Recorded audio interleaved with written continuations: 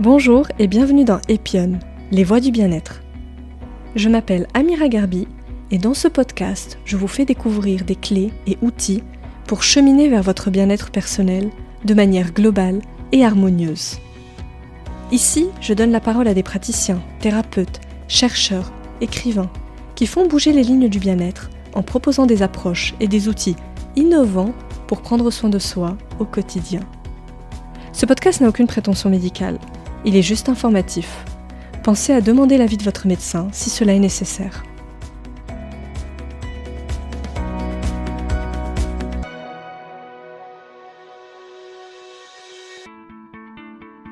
Dans cet épisode, j'ai le plaisir de recevoir Hugo Paul. Explorateur de communauté, il voyage à la rencontre de collectifs aux modèles différents et singuliers pour transmettre l'art de faire tribu.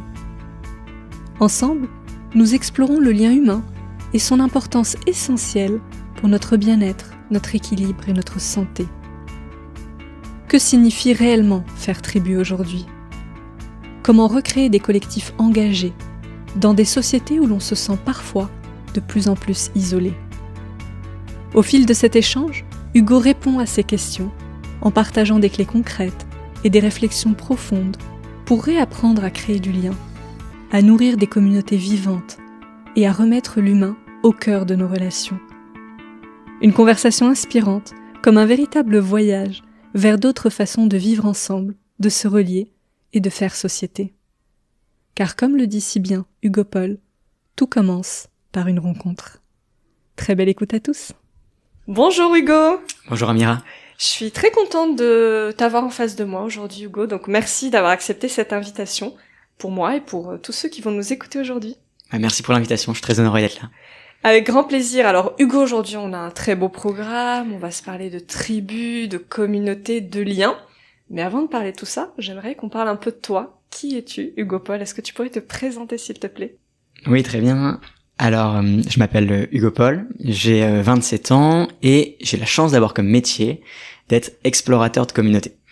Ça veut dire quoi ? Ça veut dire que mon métier, c'est de m'immerger dans des collectifs aussi divers et variés que des monastères, des peuples premiers, des écoles dans la forêt, des refuges pour migrants, avec un objectif, je dirais même peut-être une obsession, c'est de comprendre comment faire ensemble, comprendre comment renouer avec cette puissance du collectif afin de répondre aux enjeux de notre époque. Et ça, ce métier, en fait, moi, je le connaissais pas. Hein. C'est pas en allant dans un salon étudiant que j'ai pu me dire ah ok, j'ai envie d'être explorateur de communauté. Non, en fait, ce métier, il s'est construit au fur et à mesure de mes années d'engagement. Moi, j'ai un parcours initialement très classique. J'étais bon en maths, alors j'ai fait une école d'ingé. Et arrivé en école d'ingénieur, comme toute une partie de ma génération, mais en réalité comme de nombreuses générations, bien j'ai eu une première crise. Et cette crise, c'est celle écologique. En fait, on m'a mis un bouquin entre les mains qui s'appelle Comment tout peut s'effondrer de Pablo Servigne et Raphaël Stevens, qui explique globalement que notre société basée sur l'extraction d'énergie fossile, elle court à sa perte. Et ce livre-là était pour moi un premier déclic qui m'a fait comprendre que le monde dans lequel j'allais vivre, eh bien, il allait devoir se transformer. Et face à tous ces enjeux, parce que quand je dis tous ces enjeux, c'est que ce livre-là était le déclic sur les enjeux écologiques, mais j'ai compris à côté que ça, qu'il y avait énormément d'enjeux qui étaient reliés, les enjeux sociaux, les enjeux géopolitiques. Et bref, ce qui s'est créé en moi, c'est ce qu'on appelle souvent l'éco-anxiété, cette peur de dire, mais dans quel monde je vais vivre ? Et face à cette peur, la chance que j'ai eue, c'est que mon corps m'a poussé à l'action. C'était vraiment un mécanisme d'autodéfense. J'ai pas du tout envie de me dire, ah, j'étais un héros, mais pas du tout. J'avais peur, je dormais pas le soir, je me rappelle des nuits d'insomnie que j'avais. Et en fait, face à cette peur, je me suis dit, qu'est-ce que je peux faire ? Et donc j'ai agi. C'était mon mécanisme d'autodéfense. Et donc, un peu de manière parfois, je pense, désordonnée, mais j'ai essayé d'agir comme je pouvais en tant qu'étudiant. Donc, j'ai d'abord formé des professeurs, puis des étudiants aux enjeux environnementaux. Puis voyant que ça allait pas assez vite, je me suis dit, est-ce qu'on peut pas activer le levier politique ? Et donc, avec d'autres jeunes, on a rassemblé des députés et des sénateurs pour avoir, dans nos cursus scolaires, d'écoles d'ingénieurs, d'écoles de commerce, dans les facs, l'obligation de former à ces enjeux.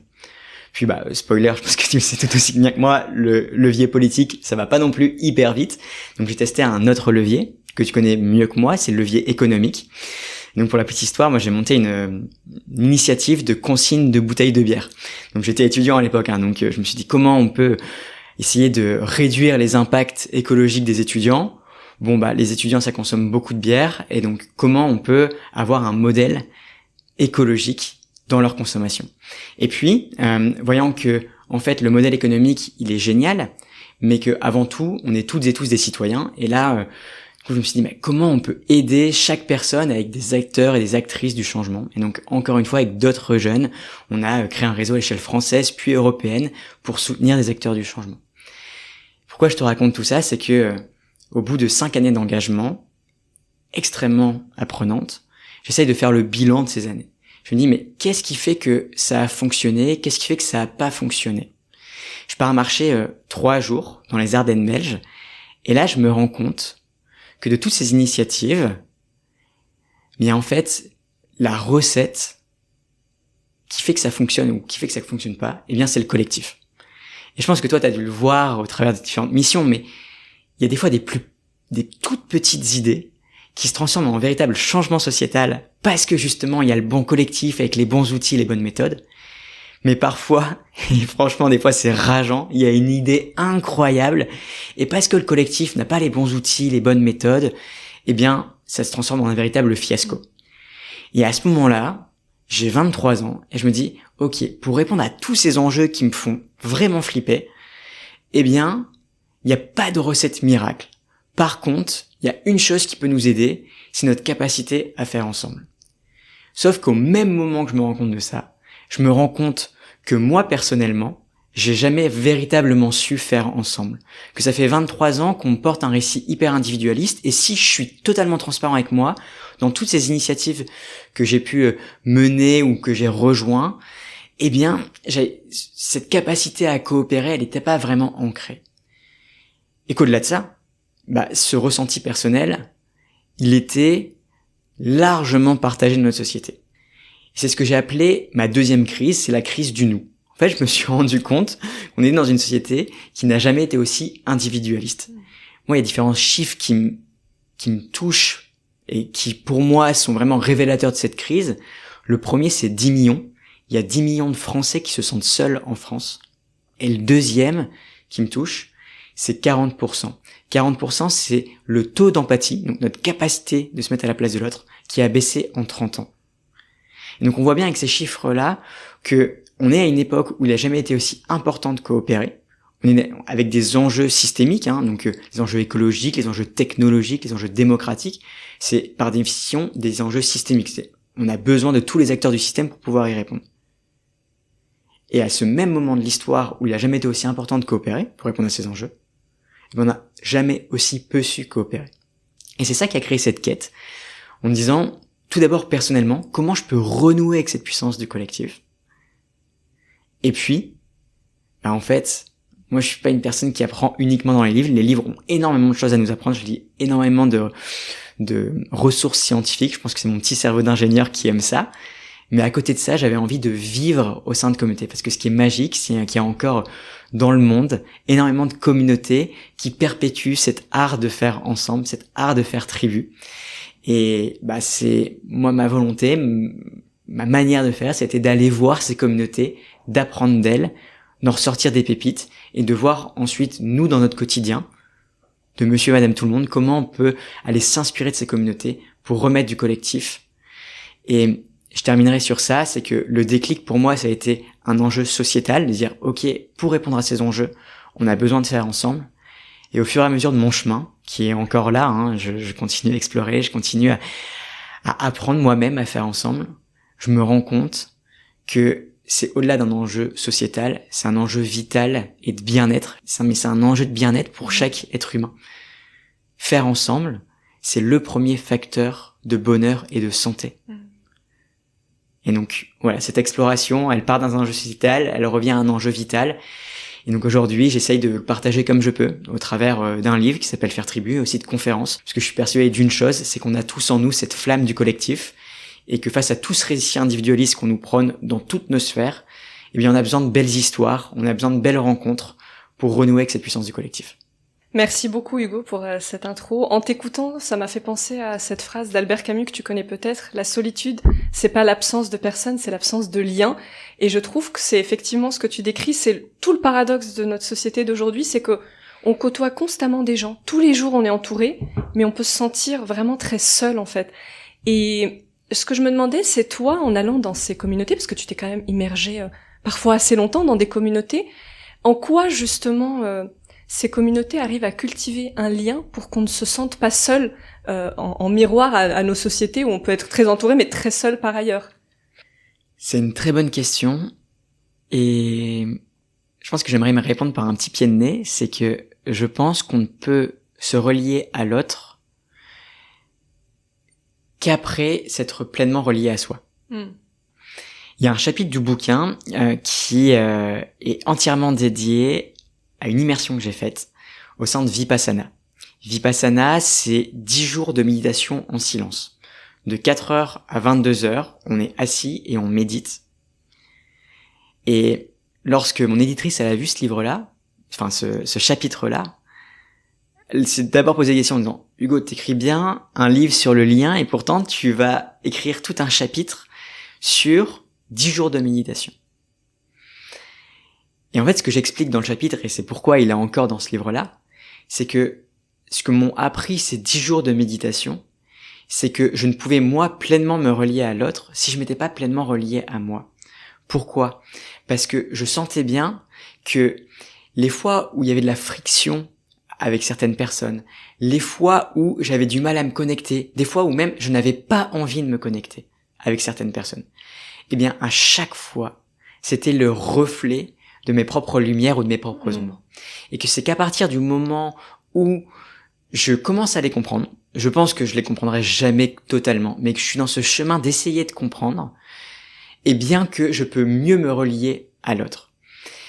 Et pourquoi je réponds à ta question par ce chapitre-là, c'est que ce que j'ai remarqué dans les communautés, c'est que les communautés qui arrivent à faire ensemble sont des communautés qui laissent de l'espace à leurs membres pour se connecter à elles-mêmes. Je pense notamment directement moi aux moines de Lérins. Les moines de Lérins, c'est une communauté qui vit sur les îles de Lérins et ils y vivent depuis le IVe siècle. Ils sont encore là aujourd'hui, il y a une vingtaine de moines qui y vivent sur cette île. Il faut s'imaginer comment des moines aujourd'hui arrivent à perpétuer un mode de vie qui a commencé au IVe siècle et qui suivent une règle qui a été écrite au VIe siècle. C'est assez géant quand même de se demander mais comment ils font. Donc moi je suis pas croyant, mais ouais, ce mode de vie m'a toujours intrigué, et donc j'ai eu la chance, et je leur remercie encore une fois ces moines, de m'avoir ouvert la porte, de m'avoir fait confiance, et ils m'ont fait vivre la vie monastique pendant 1 mois au sein de leur cloître. Et ce que j'ai compris, c'est que pourquoi ils arrivaient à faire ensemble, c'est qu'ils avaient ces temps de prière. La vie monastique, là-bas au sein de l'abbaye de Lérins, c'est des moines cisterciens, et donc leur vie c'est ora illabora, prie et travail, donc prier 7 fois par jour, puis ensuite travailler, pour mettre en pratique les valeurs qu'ils prennent dans la prière. Et en fait, ces temps de prière, il lie 2 choses. Il lie à la fois la connexion à soi, temps de contemplation à soi, mais aussi il relie à l'autre, l'amour de l'autre. Et chez les moines, donc des fois on avait des longues discussions sur un peu tout, la vie, et c'est des personnes qui sont assez sages. Ils m'expliquaient que aujourd'hui, et je pense que tu connais mieux que moi parce que c'est vraiment ton sujet sur le bien-être, mais on est dans une vague où le bien-être est très porté sur soi et peu porté sur l'autre. En tout cas dans les mouvements que je vois autour de moi.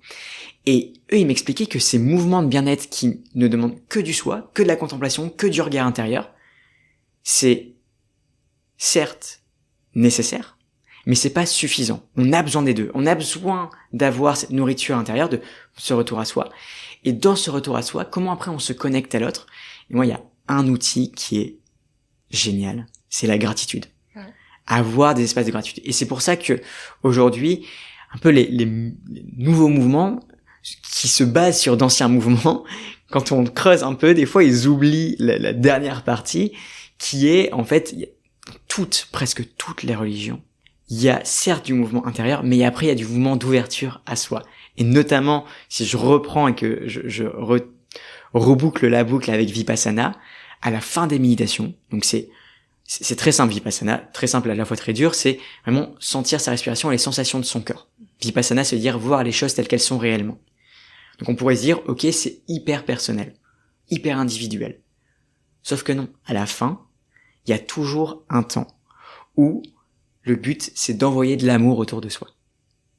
Et c'est du temps à ses proches, aux vivants, à quoi que ce soit.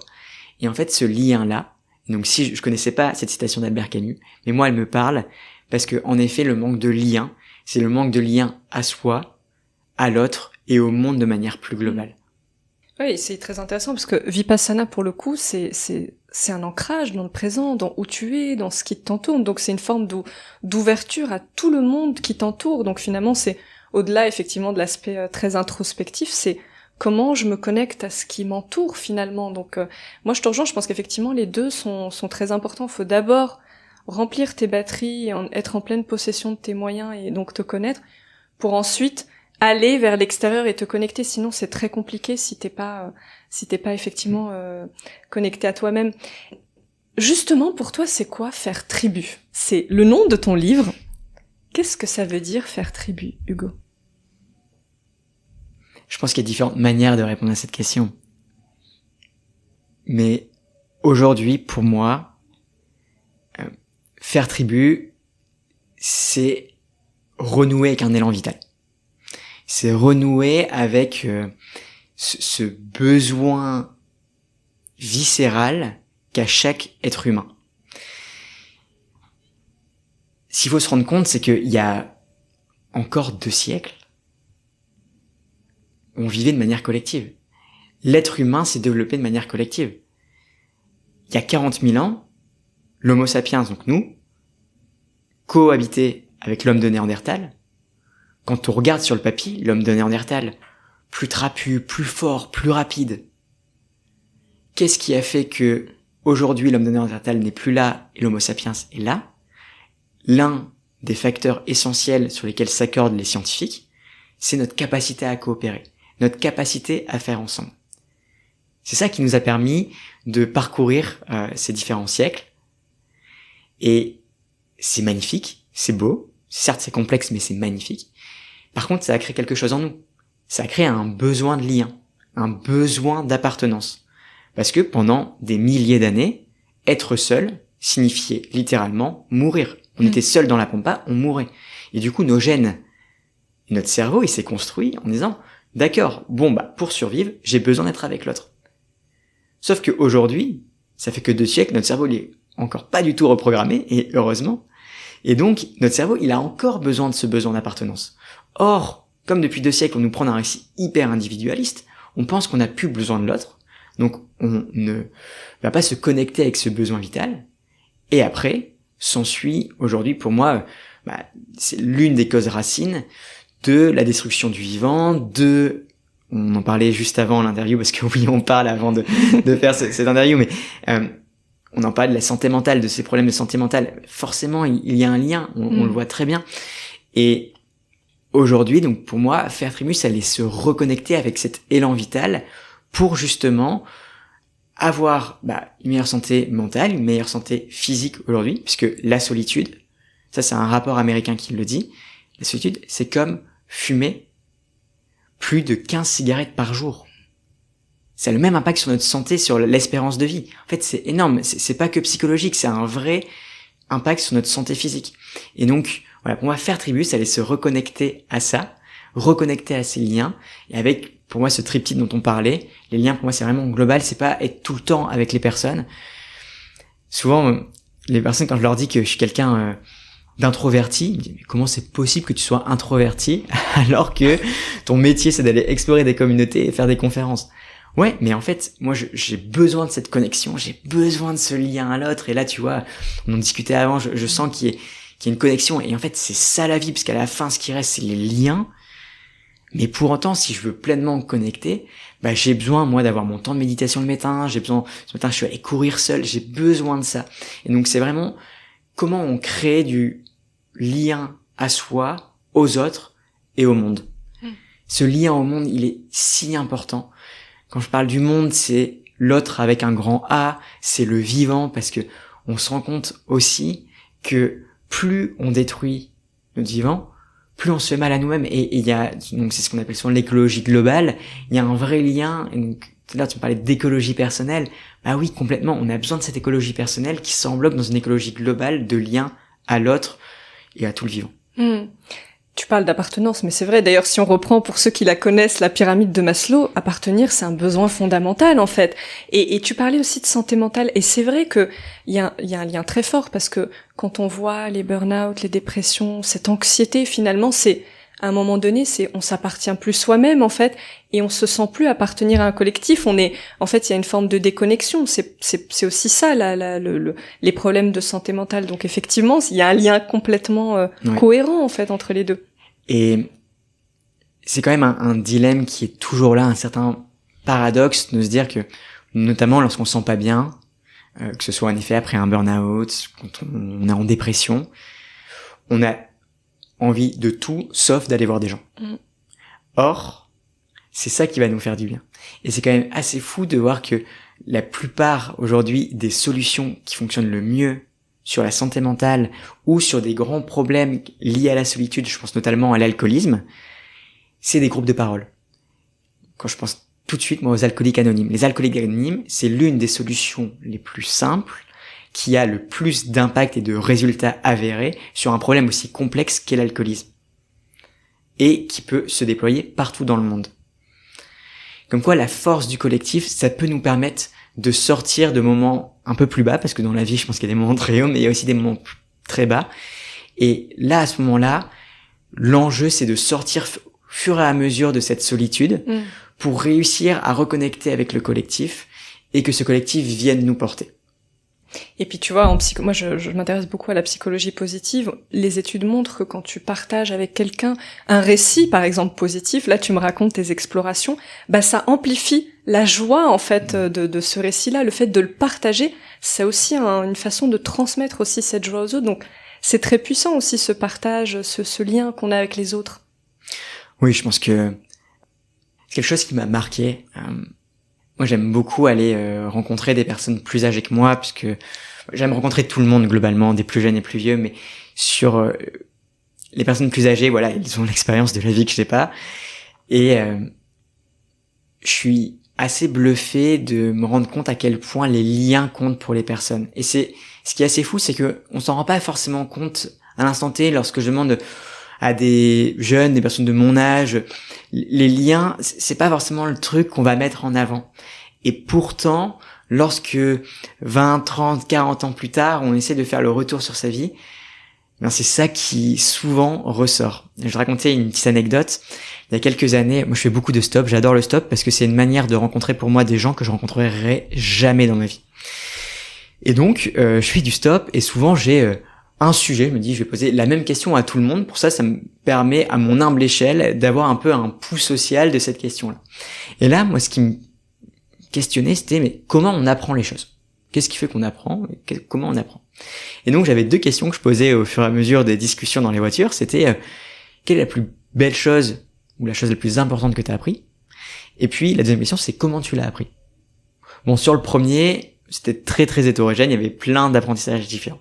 Par contre, sur le deuxième, à peu près 90% des personnes me racontaient une personne qui avait incarné pour eux cet apprentissage, un lien en fait. Et c'est là où est ressorti pour moi l'un de mes mantras, c'est que tout commence par une rencontre. Tout commence par une rencontre. Quand je regarde ma vie, tout commence par une rencontre. Et donc, une fois qu'il y a ça, c'est quelle importance je leur donne. Et ça veut pas dire qu'ils doivent prendre toute la place, parce que encore une fois, moi je connais des personnes qui, après avoir eu un moment de solitude, avoir renoué avec le collectif, se mettent ok, je mets que du collectif, et en fait se perdre ensuite dans le collectif. Et donc pour moi et je pense que c'est notre réponse à ta question de faire tribu. Faire tribu, c'est trouver le lien entre le je et le nous. Que ce soit moi personnellement, comment je trouve ma place dans un collectif où je me mets au service du collectif, mais à des moments où aussi je prends du temps pour moi. Pour une entreprise aussi, trouver le lien entre le je et le nous. Comment, dans un projet collectif, puisque c'est ça une entreprise, c'est on a un objectif commun et on avance ensemble, comment on arrive à créer une sorte de culture collective, une ambition collective qui nous permette d'être sur la même longueur d'onde et d'avancer, et comment, dans ce chemin-là, eh bien, on peut permettre à chaque personne de trouver sa place. Ça, pour moi, il y a une étude qui m'a beaucoup marqué, qui montre cette importance-là. C'est une étude qui a été menée par The Harvard Business Review, qui essaye d'aller étudier l'engagement des équipes. Qu'est-ce qui fait qu'une équipe est engagée? Gros sujet pour à peu près tous les collectifs que je rencontre. Comment on engage les personnes. Donc, ils sont allés dans plus de 19 pays, rencontrer plus de 1000 équipes pour demander, mais qu'est-ce qui fait qu'une équipe est engagée? Ils ont commencé à mener leur étude, et là, ils sont tombés sur un premier résultat qui les a assez marqués. Le premier facteur qui faisait qu'une équipe était engagée, c'était que les membres de l'équipe avaient confiance en leur leader, confiance en la personne qui gérait l'équipe. Assez intrigués par ce résultat, ils ont voulu aller plus loin, en se disant, mais qu'est-ce qui fait que ces personnes ont confiance au leader?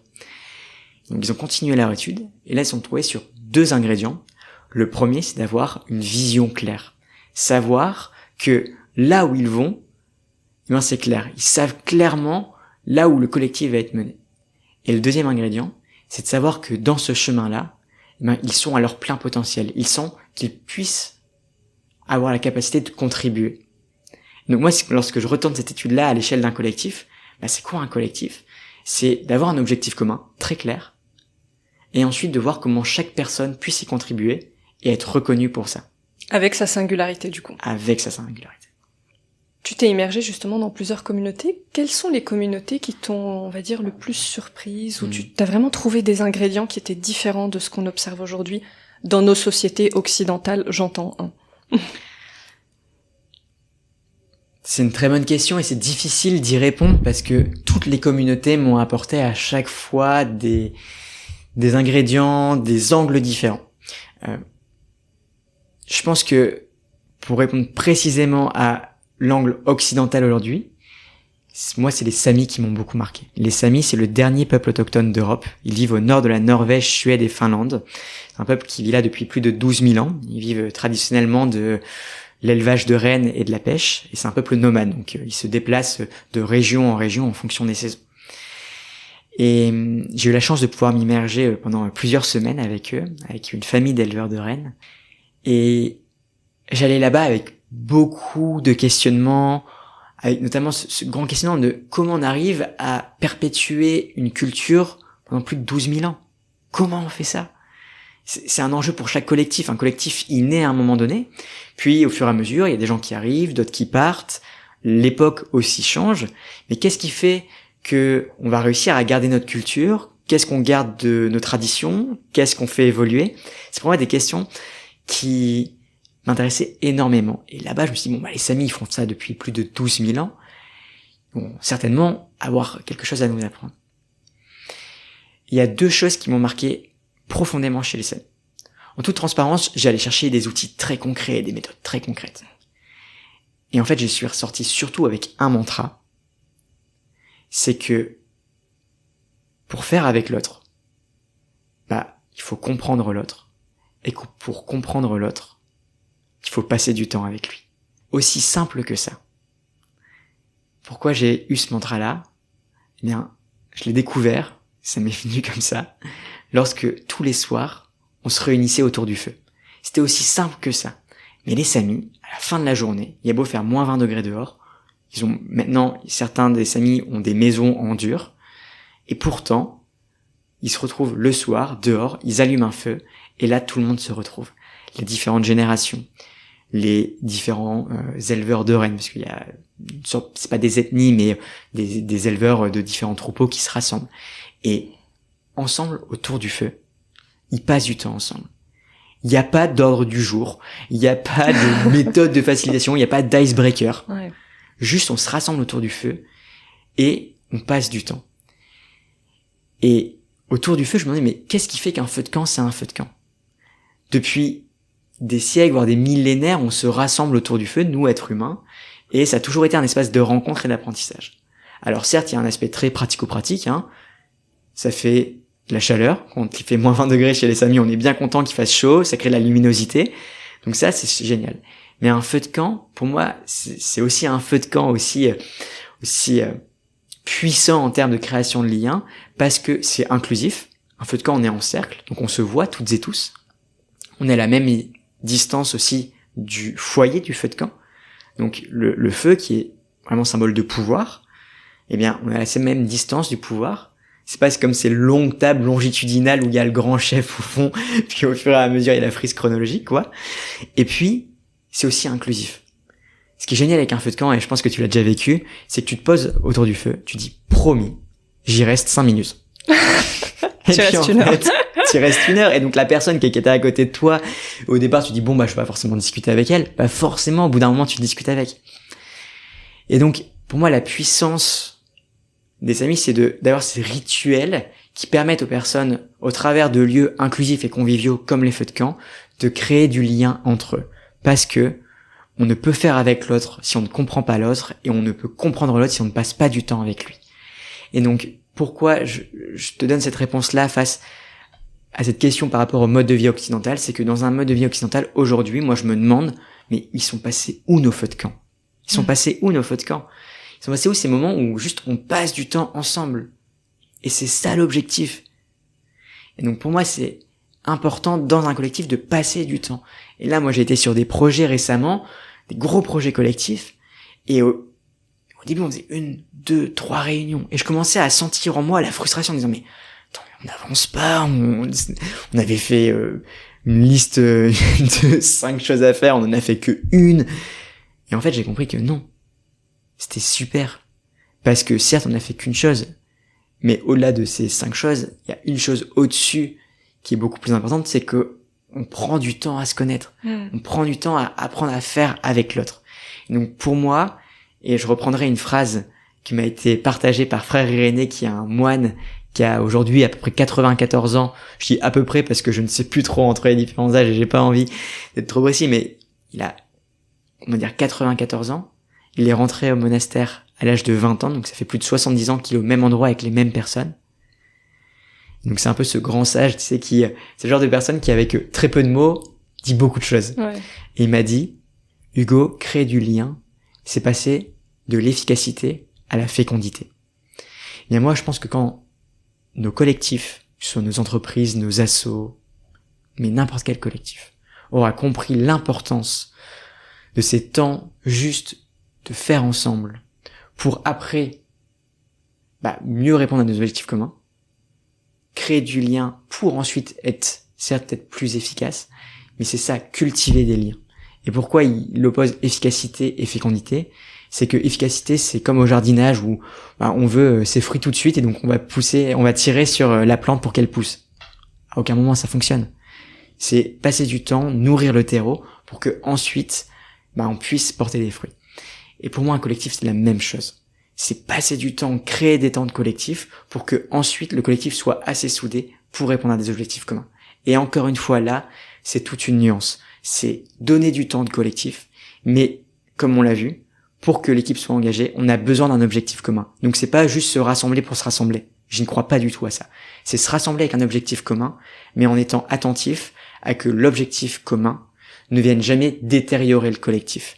Toujours avoir en tête à comment, s'il doit y avoir à un moment un choix à faire entre l'objectif ou le collectif, on préserve le collectif parce que ça c'est de la vision long terme et que moi je connais beaucoup de collectifs, d'entreprises qui parfois, et je le comprends pour plein de raisons, vont venir mettre l'objectif en premier, ils vont venir détériorer le collectif, et donc certes, le premier objectif, ils vont le remplir, mais 6 mois plus tard, quand ils ont un deuxième objectif, ils ne pourront pas y répondre parce que le collectif a été fragilisé par ce premier objectif-là. Donc c'est toujours encore la nuance, comment on arrive à naviguer entre cet objectif commun et cette culture du collectif, mais il faut les deux. Ouais, et ce que j'entends dans ta réponse, c'est il y a 2 choses que j'entends, c'est d'une part l'importance des temps longs, là l'exemple du feu de camp il est très parlant, et aussi la récurrence des points de contact qu'on a avec les gens, parce que tu sais, on dit souvent que pour créer une relation, il faut au moins une dizaine de points de contact avec la même personne. Donc il faut la revoir, et il faut prendre le temps de la revoir pour que le lien s'installe. Sauf qu'aujourd'hui tout va très vite, on a moins de temps avec les gens, et donc c'est plus difficile finalement de créer du lien avec les gens, parce qu'on n'a pas ces 2 ingrédients. En tout cas, on se les octroie pas, parce que je pense qu'on peut les cultiver aussi. Plus les moments avec les personnes où on est vraiment là. Oui, et la présence. Pleinement présent. J'ai un exemple justement que je voulais te partager. Tu me dis ce que t'en penses de communautés. Alors je sais pas si tu les connais, mais moi il y a quelques années, quand j'étais sur les bancs de l'école, je faisais un peu de sociaux. On nous avait partagé l'exemple d'une communauté qui moi m'avait frappée et ça m'est encore resté jusqu'à aujourd'hui. Donc j'y repensais avant de venir te voir. C'est la communauté des Na. Alors je sais pas si tu les connais. NA accent circonflexe. C'est une communauté qui vit dans certaines provinces de Chine, notamment Sichuan, Yunnan de mémoire. Et sa particularité, c'est que cette communauté, elle vit à plus de 2000 mètres d'altitude, donc très isolée géographiquement. Je pense que c'est pour ça aussi qu'on a du mal aussi, d'une part, à y accéder, et puis c'est peut-être pour ça qu'elle a perduré aussi. Je pense qu'il y en a encore des nains. Mais sa particularité, c'est que c'est une société matriarcale. Donc la filiation est portée par la mère, et la mère vit toute sa vie dans la maisonnée avec ses enfants. Donc les enfants grandissent et vivent dans la maisonnée avec leur mère, c'est le cas aussi de leurs enfants, et le père, en tout cas la figure paternelle, elle ne vit pas dans la maisonnée. C'est très particulier. Elle ne vit pas dans la maisonnée, c'est les oncles maternels qui vivent dans la maisonnée.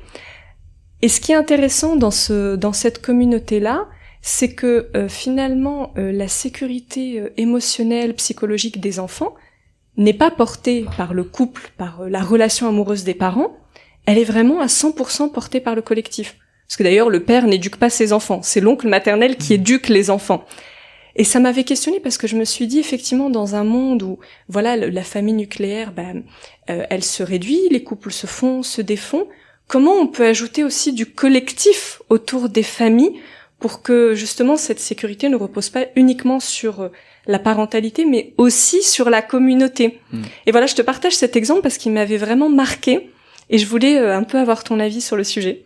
Je ne connaissais pas Léna et je les trouve du coup très inspirantes. Sur ce sujet-là, je suis complètement en fait aligné avec cette notion de collectif pour élever. Il y a le fameux adage, il faut un village pour élever un enfant. Et on voit dans à peu près toutes les études qui sont menées, qui vont dans ce sens-là. Et pour moi, il y a un sujet le sujet de l'appartenance. En fait, aujourd'hui, tu l'as dit, les familles nucléaires qui se réduisent, les couples qui se défont, il y a un vrai repli sur soi. Ce repli sur soi, c'est pas l'unique, mais l'une des causes racines, c'est un besoin de sécurité. Donc c'est quand même marrant quand tu me partages l'importance de la sécurité psychologique des enfants pour s'élever, et que cette sécurité psychologique, elle est apportée par tout un village. Et c'est là où pour moi on vient toucher encore une fois à un autre paradoxe. C'est que la sécurité, c'est le pilier essentiel pour faire ensemble. Sans sécurité, on ne peut pas coopérer. Pourquoi ? Parce que lorsqu'on se sent menacé, notre attention est portée à n'y a-t-il pas une menace autour de moi, plutôt que quel lien je peux avoir. Si on reprend cette pyramide de Maslow dont tu as parlé, la première couche des besoins, c'est le besoin physiologique, manger, boire, dormir. La deuxième couche, c'est le besoin de sécurité. Et la troisième, c'est le besoin d'appartenance. On a besoin de se sentir en sécurité pour pouvoir se sentir appartenir. Donc, le besoin de sécurité physique et psychologique est essentiel. Ça, c'est une étude de Google qui le dit sur la sécurité psychologique. Leur étude Aristote, qui a été menée en 2023 et qui a pour objectif de mesurer l'efficacité de leur équipe. Le premier facteur d'une équipe efficace selon Google, c'est la sécurité psychologique. Donc tout nous dit, on a besoin de sécurité pour coopérer. Maintenant, aujourd'hui, dans notre société, et on le voit de toute façon très bien dans les sujets d'actualité, il y a une insécurité globale qui se crée. Cette insécurité globale qui se crée, elle pousse au repli sur soi, alors même que ce qu'on aurait besoin pour créer de la sécurité, c'est du collectif. Et donc, encore une fois, c'est face à cet appel où l'élan vital va à être comment du coup je vais encore plus m'enfermer, encore plus mettre ma grosse carapace. Eh bien, moi je crois justement que face à ce sentiment d'insécurité, on doit y répondre par une chose qui parfois a un gros mot, c'est de la vulnérabilité. En fait, face à cette insécurité, dire j'ai peur, dire ok j'ai mes faiblesses, c'est pour moi le meilleur moyen de se connecter à l'autre. Et j'imagine que je les connais pas, l'ENA, mais pour réussir à créer ce sentiment de collectif et d'être prêt à faire élever son enfant par un oncle. Alors moi j'ai pas d'enfant, mais quand je vois autour de moi, je pense que ça demande d'accepter une certaine vulnérabilité qui nous permet plus facilement de faire ensemble. Ça pour moi c'est le sujet. Et puis comme tu parles de société matriarcale, je suis obligé d'en parler. C'est l'importance des femmes pour faire ensemble. Il y a une étude qui a été menée sur l'intelligence collective. C'est-à-dire quoi? Un groupe intelligent. C'est de regarder comment on crée un groupe intelligent. Donc, ils ont fait faire des problèmes complexes à différents groupes, avec différents individus à l'intérieur et avec différents variables qu'ils pouvaient analyser en fonction des collectifs. Il y a 2 critères qui sont sortis de ça. Le premier point d'un groupe intelligent, c'est qu'il est complètement décorrélé de l'intelligence individuelle des personnes. En gros, si vous mettez que des Einstein dans un collectif, ça veut pas pour autant dire que votre collectif va être intelligent. C'est pas la somme des intelligences. C'est pas la somme des intelligences. C'est la multiplication des talents. Pour moi, c'est ça un collectif. Pourquoi la multiplication des talents? Parce que le premier facteur qui fait qu'un groupe va être intelligent, c'est la répartition du temps de parole.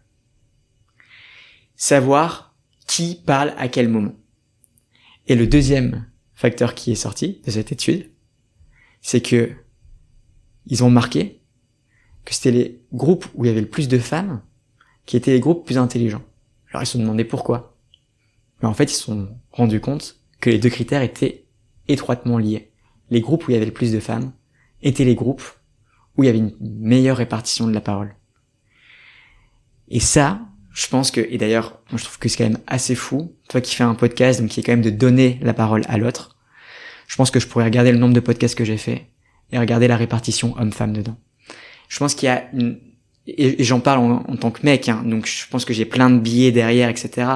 Mais je pense que, en tout cas moi, c'est vraiment quelque chose que j'essaye d'apprendre et c'est pour ça que j'essaye d'avoir de plus en plus autour de moi des femmes qui m'inspirent, avec ma compagne aussi, et en fait de m'inspirer de toute cette éducation féminine, parce que je pense que ça a aucunement lié aux jeunes, mais c'est plutôt une éducation où moi on m'a plutôt appris à parler fort que à donner la parole.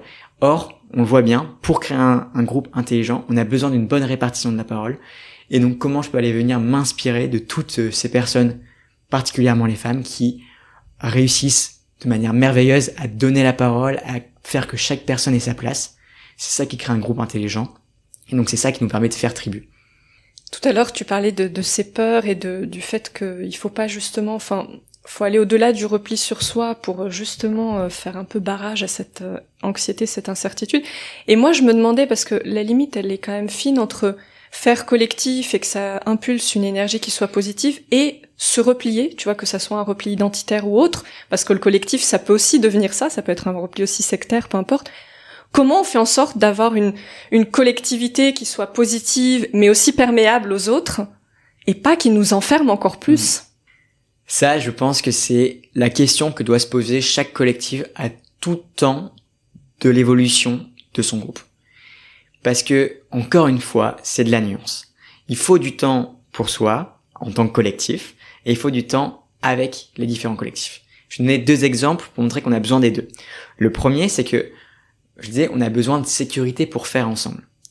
Et moi, ce que j'ai remarqué, c'est que les collectifs, ils fonctionnent comme les cellules. Une cellule, pour qu'il y ait de la vie, il faut une membrane. C'est très bien dit dans un autre livre de Pablo Servigne qui s'appelle L'entraide, l'autre loi de la jungle, qui a coécrit avec un biologiste qui s'appelle Gauthier Chapelle, et ils sont allés voir comment le vivant coopérait. Donc ils sont allés voir plein d'études scientifiques sur comment les arbres coopèrent, comment les champignons coopèrent, comment nous, êtres humains, nous coopérons. Ils ont sorti différentes analyses. Et de là, ils ont ressorti l'importance pour un collectif, mais pour n'importe quelle vie, d'avoir une membrane. Une cellule sans membrane, ça ne vit pas. Parce que ça permet de contenir, mais ça permet aussi d'échanger. Donc on a besoin d'une membrane. Tu sais, Barack Obama, il disait, si tout le monde est la famille, personne n'est la famille. Ça montre l'importance d'avoir un sentiment d'appartenance. Moi, j'appartiens à un différent collectif, et je sens bien que c'est différent entre savoir qui en fait partie, mais si on me dit n'importe qui peut en faire partie, en fait, il n'y a plus de sentiment d'appartenance. Donc on a besoin d'avoir cette membrane qui permet cette sécurité notamment, cette confiance aussi, qui va nous permettre de coopérer avec les personnes. Mais l'un des premiers facteurs qui fait qu'un collectif ou même qu'une société s'effondre, c'est le fait qu'il n'y ait pas de lien avec l'extérieur. Énormément de communautés qui le font. Il y en a une pas si loin de là qui s'appelle le Familistère, qui était je sais pas si tu connais le Familistère. Non. Le Familistère, c'est, est-ce que tu connais les poêles Godin? Les poêles Godin, si, notre génération peut-être qu'on connaît moins, mais la génération d'au-dessus, genre moi mes grands-parents, c'était vraiment, tout le monde avait son poêle Godin, c'est un poêle en fonte de fer, dans lequel presque tous les foyers avaient ça. Et on connaît, la plupart de ces générations-là connaissent les poêles Godin, mais on connaît très peu le Familistère, qui en fait, à côté des usines des poêles Godin, s'est créé le Familistère par Jean-Baptiste André Godin, qui est le directeur et le fondateur des poêles Godin, et qui s'est dit, moi mes employés, j'ai envie de leur donner un mode de vie qui leur permette de jouir de la noblesse, mais sauf que moi je peux pas payer chaque ouvrier comme un noble, et donc je lui permets d'avoir un mode de vie. Et donc il a créé en 1840, donc c'est fabuleux à cette époque-là, des piscines pour apprendre aux ouvriers à nager, il a créé des écoles mixtes, il a créé le premier, parce que les femmes avaient le droit de travailler, et ils avaient le droit, c'est l'un des premiers congés maternité, donc bref, il a créé un truc exceptionnel, sauf que en à peu près 150 ans plus tard, eh bien, cette communauté-là, elle a périclité, et l'un des premiers facteurs, selon les historiens, c'est le fait qu'elle s'est enfermée sur elle-même. Les personnes extérieures n'avaient plus le droit de rentrer au sein du Familistère, ou de manière très complexe. Il y a plein d'exemples d'entreprises où c'est le même cas, qui étaient au top du top, mais parce qu'elles se sont enfermées, elles ne faisaient plus entrer des nouveaux talents qui avaient une culture différente, eh bien, elles se sont périclitées. Forme d'asphyxie, quoi. Exactement. Et donc, on a besoin des deux. On voit bien que, voilà, c'est avoir une membrane, mais une membrane qui est poreuse. Et là, donc, moi, je peux pas te donner une formule magique en disant, il faut ça pour la bonne porosité. Tout simplement pourquoi? Parce que ça dépend de la culture du collectif. Et ça dépend aussi de la phase du collectif. C'est-à-dire qu'il y a des phases, notamment, je pense moi aux phases de fondation, où là, peut-être qu'on va pas envie, et ça a été moi j'ai beaucoup été en contact avec des écolieux, et à un moment, c'est moins le vrai maintenant, mais à un moment où les écolieux se construisaient, il y avait un vrai truc de tout le monde vient, et il y avait des portes ouvertes tous les jours, chacun pouvait venir. Sauf que en fait, si je reprends l'exemple de la biologie, si dans votre collectif, dans votre cellule, il y a un nouveau entrant, eh bien, ça enlève l'équilibre, ce qu'on appelle l'homéostasie. En biologie, l'homéostasie, c'est trouver l'équilibre. Le collectif, c'est la même chose. Il a une homéostasie. Et dès que vous faites entrer quelque chose ou sortir quelque chose, ça vient déséquilibrer. Je pense que vous pouvez le voir dans vos collectifs, dans une entreprise, dans votre équipe. S'il y a une personne qui arrive ou qui part, ça vient chambouler un peu tout. Dans sa famille, s'il y a une nouvelle personne qui arrive, qui repart, dans son groupe de potes, c'est toujours la même chose. Et donc, si tous les jours, il y a quelqu'un qui arrive ou qui repart, il n'y a jamais cette homéostasie. Et donc, c'est important d'avoir ces espaces où on peut créer de l'homéostasie. Et il y a des moments où on va avoir besoin de plus de temps pour créer cette homéostasie que d'autres, et donc il va falloir peut-être avoir moins de liens avec l'extérieur. Et donc c'est toujours un curseur à placer entre ce besoin de construire des ponts, enfin de construire des murs, c'est d'avoir sa membrane, et des moments de construire des ponts. Mais on a besoin des deux. Et ça dépend des phases du collectif.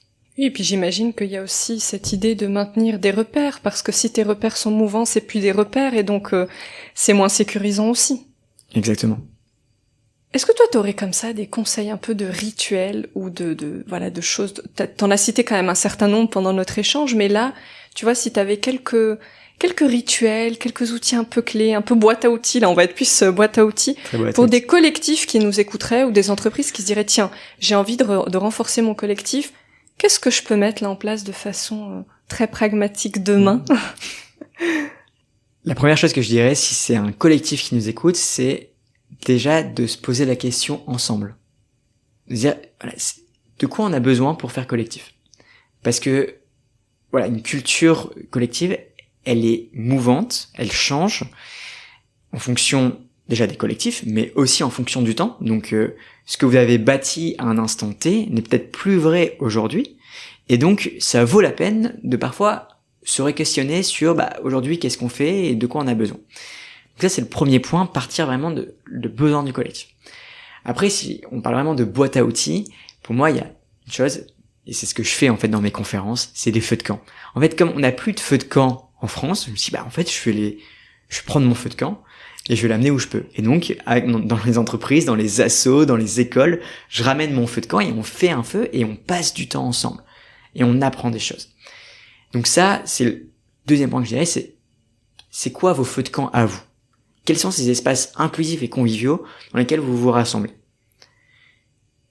Il y en a, ça va être la machine à café, il y en a, ça va être le pot du soir, mais veillez à se dire, est-ce que c'est inclusif et convivial? Inclusif, c'est est-ce que tout le monde se sent bien dans ce moment-là? Et convivial, c'est la fameuse phrase de je pense y rester 5 minutes et finalement j'y reste 1 heure. Qu'est-ce qui fait que votre temps collectif crée cet aspect-là? Donc ça, c'est déjà créer du fun. Le deuxième point, qui est hyper facile à faire aussi, j'en ai déjà parlé, c'est les temps de gratitude. Les gratitudes, ça permet de créer du lien avec l'autre, mais le plus fou, c'est que les études scientifiques montrent que ces temps de gratitude créent une synchronicité neuronale. C'est quand même incroyable de se dire ça.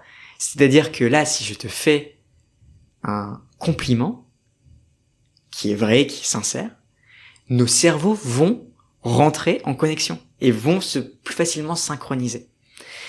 Donc ça, c'est le deuxième point. Comment on crée des espaces de gratitude? C'est hyper utile, hyper simple.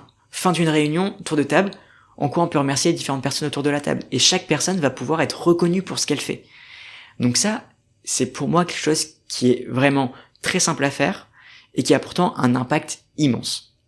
Si vous n'êtes pas dans un collectif, vous pouvez le faire vous tout seul. Moi, par exemple, dans mon agenda, maintenant, toutes les 2 semaines, j'ai 30 minutes de gratitude où j'envoie des messages aux personnes pour qui j'ai de la gratitude. Des personnes avec qui j'ai travaillé, des anciens potes qui m'ont appris des choses, ma famille, bref, mais je prends du temps et je le bloque dans mon agenda en disant « Ok, c'est du temps où je vais pas simplement leur dire merci dans ma tête, je vais leur envoyer un message. » Franchement, il y a que des pépites ensuite qui ressortent de ça. Et puis, je dirais que le troisième point, j'en dirais même 2 autres. Le premier point collectif, c'est de laisser du temps interpersonnel. Ça a été un grand apprentissage que j'ai eu dans le collectif. C'est que la cohésion d'une communauté repose sur la cohésion de ses sous-communautés. Si je prends l'exemple d'un collectif de 100 personnes, il repose toujours sur des sous-collectifs de 50 personnes, qui reposent eux-mêmes sur des sous-collectifs de 20 personnes, et ainsi de suite. Et je pense qu'on peut le voir dans certains de nos collectifs, en disant, ok, il y a les différentes équipes, ah bah oui, en fait, il y a les différentes affinités. Et ce que j'ai compris, c'est que, en fait, dans ces collectifs-là, dans ces communautés, on peut pas avoir une équipe de 100 personnes avec de la cohésion si les sous-équipes de 50 personnes n'ont pas de cohésion, et ainsi de suite. Et donc, ça donne un gros apprentissage, c'est que c'est important de donner de l'espace à ces sous-collectifs. Donner de l'espace à des binômes, à des trinômes, donner de l'espace à des petites équipes qui se forment et leur dire, ok, bah allez, passer du temps ensemble aussi. Et donc, ça c'est hyper important pour un collectif, donner du temps et de l'espace à ces sous-communautés. Parce que c'est en ayant de la cohésion à ces échelles-là que vous aurez de la cohésion à ces grandes échelles, à une seule condition. Et c'est le deuxième point que je voulais partager, c'est que il faut nourrir quand même la communauté au global. Parce que si vous nourrissez que vos sous-communautés, on arrive souvent à ce qu'on appelle un peu dans le jargon des petites guerres de chapelle. Ah bah en fait, cette équipe-là, elle est mieux que celle-ci. Un exemple très concret, c'est chez les Compagnons du Devoir. Tu vois ce que c'est les Compagnons du Devoir? Les Compagnons du Devoir, c'est ce qu'on appelle souvent les meilleurs ouvriers de France. C'est un organisme de formation qui forme des ouvriers de 15 à 25 ans. Aujourd'hui, il y en a environ 10 000 par an, et c'est une communauté qui a été créée au temps des cathédrales. Au temps des cathédrales, la durée de vie d'un homme a été largement inférieure aux durées de construction d'une cathédrale, encore aujourd'hui, Et donc, il fallait trouver des méthodes pour transmettre les savoir-faire de génération en génération. C'est comme ça que s'est créé les Compagnons du Devoir. Et les compagnons, ils sont divisés en différentes provinces. Donc les provinces, en gros, c'est dans nos anciennes régions. Et puis, au sein des provinces, il y a les différents pays et coteries. Les pays et coteries, c'est les différents métiers. Les boulangers, les serruriers, les charpentiers, etc. Et chaque pays et coterie a son saint patron. Et donc, quand on parle à un compagnon, parfois, et c'était un des sujets pour les compagnons, parfois on a l'impression qu'ils sont plus charpentiers que compagnons du devoir. Parce qu'ils ont tous leurs rituels aussi au sein de leur sous-communauté, parce qu'il y a de l'espace pour ces sous-communautés, qui est génial, parce que ça permet de la cohésion à la grande échelle. Mais le point négatif, des compagnons, ils se posaient la question en disant, mais en fait, si on nourrit trop ça, ils vont être plus charpentiers que compagnons, alors que nous, notre objectif, c'est quand même que la communauté perdure.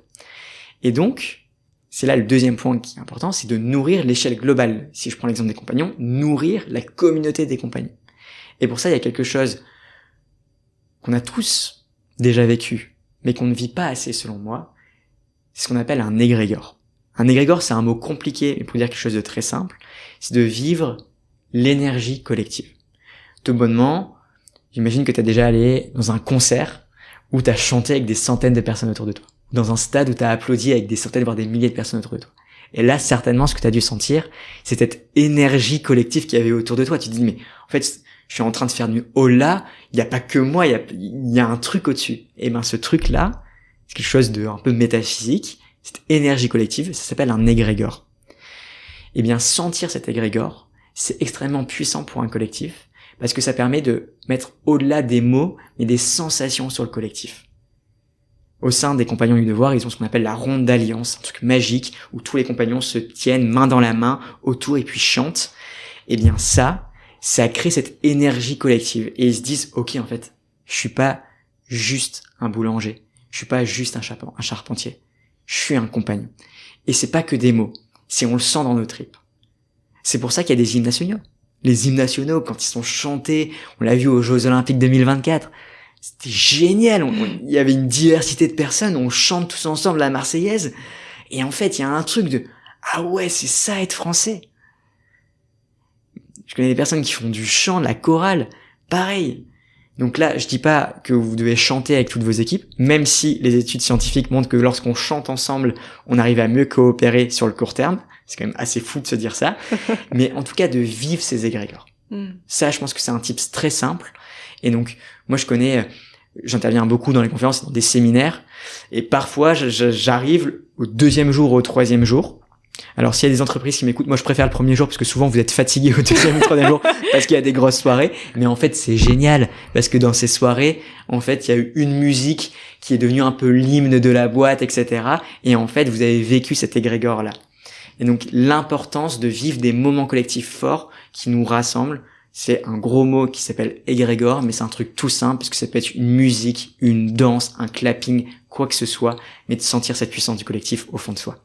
C'est un très bon mot de la fin, parce qu'on arrive presque au bout de notre échange passionnant, Hugo. Moi, je voudrais te demander, pour finir, qu'est-ce que tu aimerais qu'on retienne de tout ce qu'on s'est dit aujourd'hui? Avec quoi tu aimerais que les gens repartent, là, sur ce sujet? S'il y aurait qu'un seul mot, ce serait celui de l'interdépendance. On l'a jamais cité, mais on l'a évoqué à plein de moments. C'est la nécessité vitale d'être avec l'autre. Et l'interdépendance, c'est pas la dépendance totale pour soi, pour l'autre. Non, c'est quelque chose d'interdépendance. C'est de la nuance. Et s'il y a un seul mot que j'aimerais que les personnes retiennent, c'est cette nécessité d'être interdépendant. Et ce que j'espère et tout cœur, j'espère que vous avez pu l'entendre au sein de ce podcast, c'est qu'il n'y a pas de règles, en fait, pour faire collectif. Il y a des principes qui vont nous aider à plus ou moins faire ensemble, mais c'est pour ça que j'avais dit souvent, c'est un art de faire tribu. Un art, il n'y a pas de règles toutes faites. S'il y avait des règles pour savoir faire un beau tableau, une belle musique, ça se serait. Non, il faut savoir écouter ses tripes. Et puis après, il y a quelques principes qui nous aident. Certes, avoir les bons têtes de crayon, commencer d'abord peut-être pour une musique à mettre d'abord les basses, puis ensuite ça. Certes, il y a des principes, mais ensuite, il faut savoir écouter ses tripes.